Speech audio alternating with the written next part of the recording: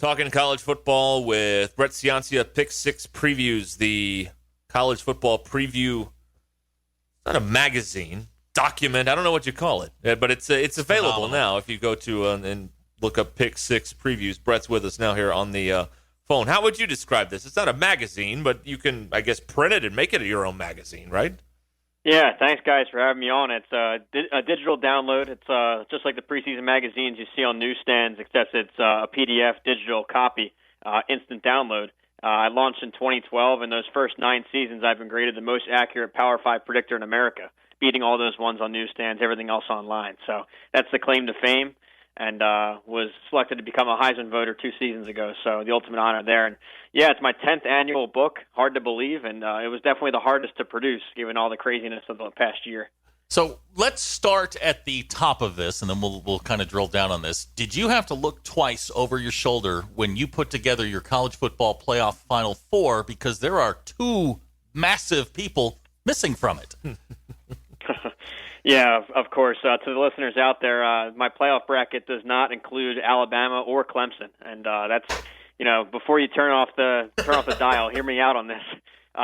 So I was the only one in America in 2019 to have Alabama missing the playoff. I thought that another team would come out of the SEC. I didn't think it would be LSU, but I was right on avoiding Alabama, so that was a nice win there. But yeah, this time around, it goes in cycles in the SEC, and I see that there's kind of a window of opportunity there at the top for Georgia to strike. I have them winning the East and the overall conference.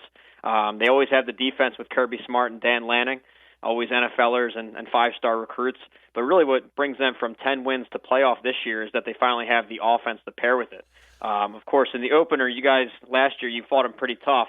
That wasn't the full offense fully installed yet. It really happened late in the season when JT Daniels took over and they started airing it out vertically. It's this modern passing attack. So it really shined over the back half of the year, and a lot of momentum going into 2021. Who is on the, I guess it would be the 2 you left out that would be maybe on the outside looking in, or is there someone else, maybe Texas A&M? Who do you see that could be close in that maybe 5-6 spot in the polls? Yeah, so, aside from Alabama and Clemson, who are obviously right there, a game away from making it, I do have Texas A&M high. It's a very crowded SEC West. LSU is right there in striking range. Always consider a conference champion. If the Pac-12 can produce a one-loss champion, they'd be in by default. So in that case, that could be an Oregon or a Washington or a Utah, in my opinion. But with the Pac-12, they tend to beat each other up. So I look to the other leagues. I have Oklahoma in my bracket right now, but Iowa State was close. They split their series last year with them 1-1. It's just that Oklahoma's win came when it mattered in December. So look at a team like Iowa State that might be close if they break through. Yeah, so there's a lot of great candidates out there. It's a deep pool of teams this year. I see some more parity aside from the usuals. The thing that struck me, and I love Texas A&M. I think Texas A&M has one game on their schedule, and it's Alabama, and I think the winner of that wins the West. The other one that I really like is North Carolina, and you have North Carolina in your Final Four beating Clemson. Yeah, that's really the shock pick this year. That's my roulette chip, if you will. There's a lot to like from UNC, and no one's really talking about them. First right away, you think of the offense with Sam Howell, a Heisman candidate quarterback. I had a chance to speak with their coordinator, Phil Longo, and the way he designed this offense is incredible. It's air raid passing on the outsides. It spreads the defense out horizontally, but then in the middle, they hit you with a powerful run game. So it's balanced. It's up-tempo offense. All 5 linemen are back. They're NFL-sized. But really what caught my eye was their defense, the way that they're starting to improve quickly. Mac Brown stacking all these great recruiting classes, and all those young guys are coming of age. And the last note that I liked about them was their schedule. They avoid Clemson in the regular season. I think it's kind of a down year in the Coastal otherwise.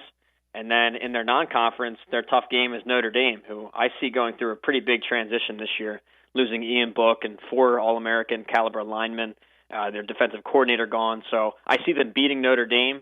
I see them going 11-1 overall and setting up a play-in game against Clemson and Charlotte in the ACC title, and I think they have the firepower to do it. How fun would that be? We're talking with Brett Ciancia, Pick Six previews with us here on Ruskin and Zach. As we look at the SEC and as we look at Arkansas in particular, you do a great job with these game grades of quantifying with the numbers something that people talk about a lot, which is what happened with Arkansas last year. In this chart I'm looking at here, 2 of the highest game grades Arkansas has gotten in years came in 2 wins last season under Sam Pittman and with Briles and Odom as the coordinators here. So you are a what gives you the confidence in what's going on with Arkansas right now? Yeah, well, I think what a difference a year makes.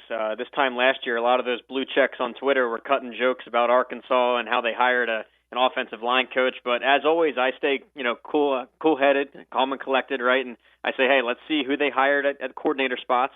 Let's see how they recruit, and give them a year or two to really install their schemes and get their program going. And now a year in, I think all that has been proven. It was 2 excellent coordinator hires, Kendal Briles on offense, and Barry Odom on defense. You got a former SEC head coach there on defense, and with Pittman himself, yeah, he proved himself in recruiting, really re-energized the fan base, I believe.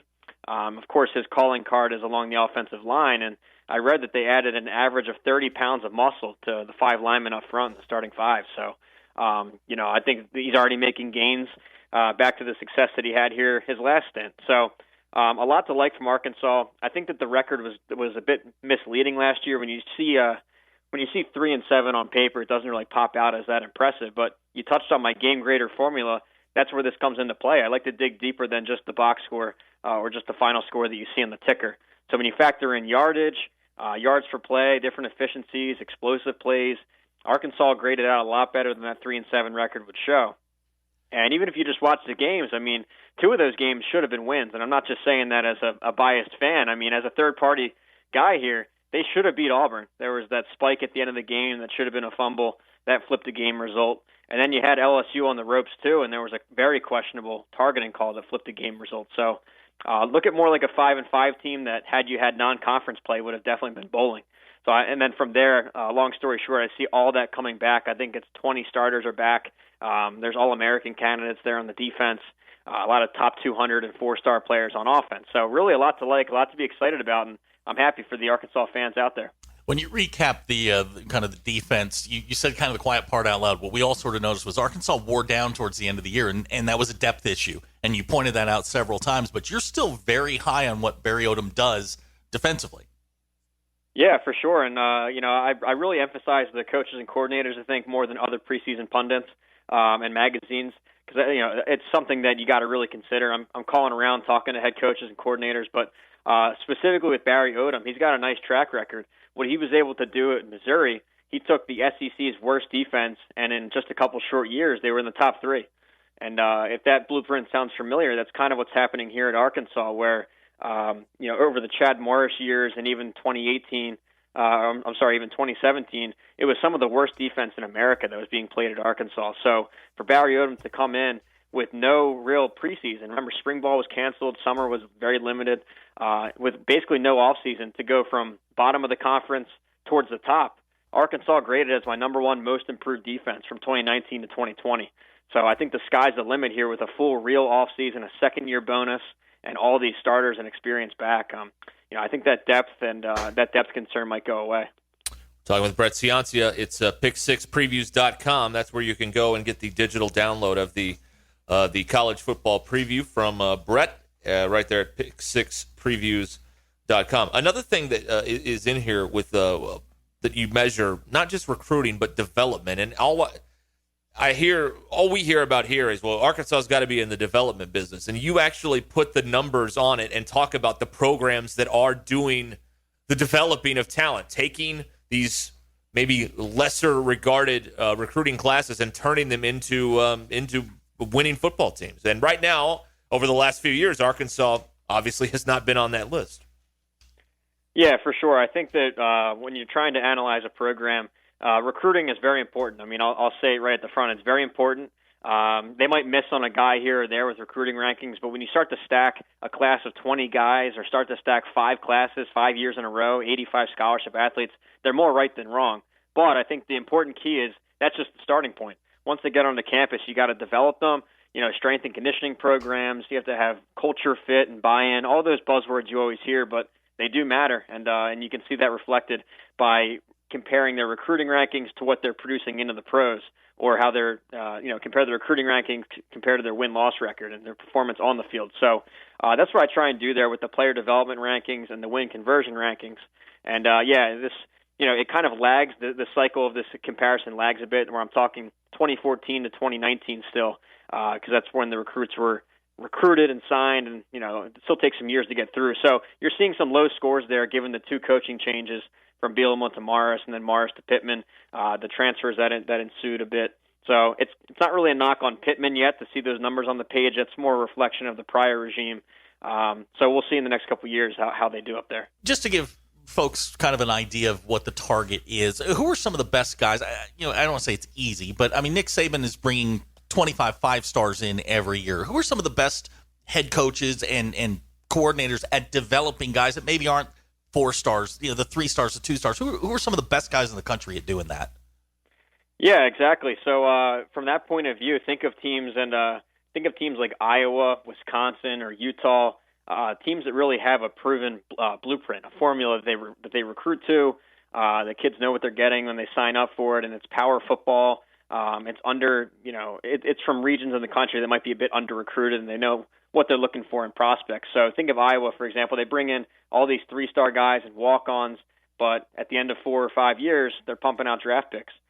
Same with Utah. They're usually outside the top 40 in recruiting, but they actually led the Pac-12 in 2019 in draft picks. So just proven cultures. Usually it's guys that have been there a while. It's long-tenured coaches and staffs together that know exactly what they're looking for.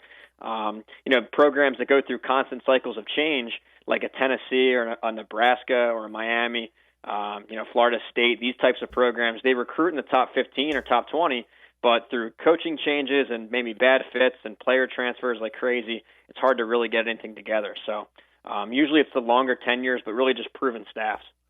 You've got Arkansas 5th in the West. That goes against all of the national polls where they had them either 6th or 7th. What gives you confidence that Arkansas, and you've got them ahead of Mississippi State and Auburn, what gives you that confidence?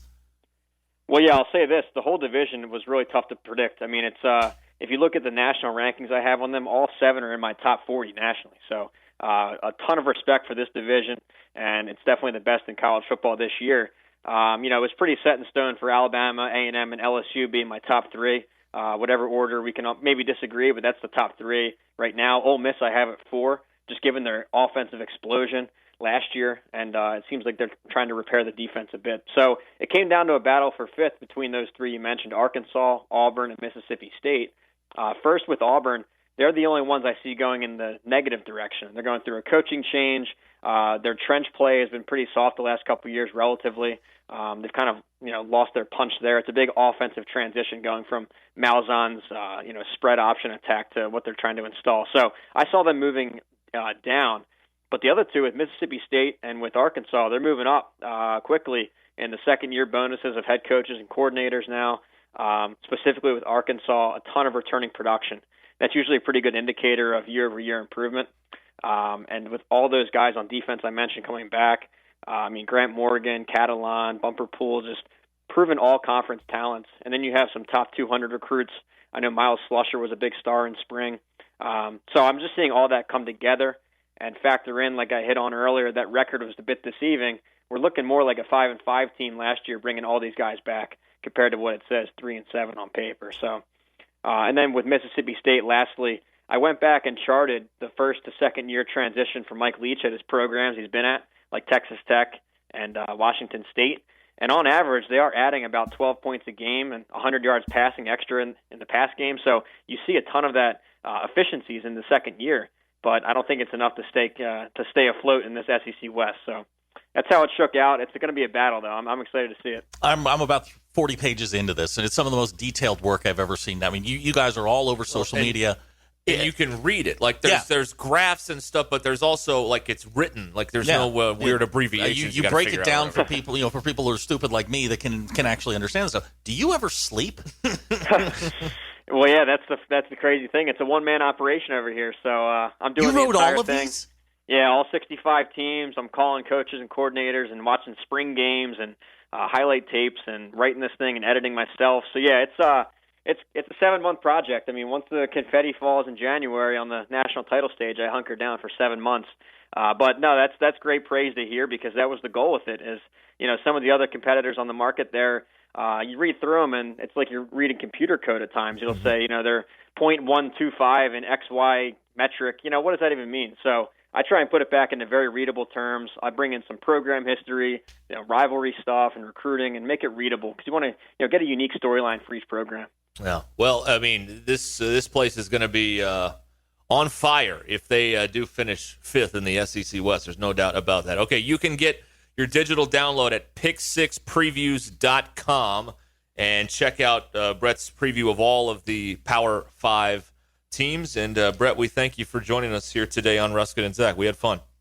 Yeah, of course, guys. Anytime. Thanks for having me. We'll talk all right. soon. Brett Ciancia with us here on Ruskin and Zach in the middle of your drive home, powered by Mr. Spark.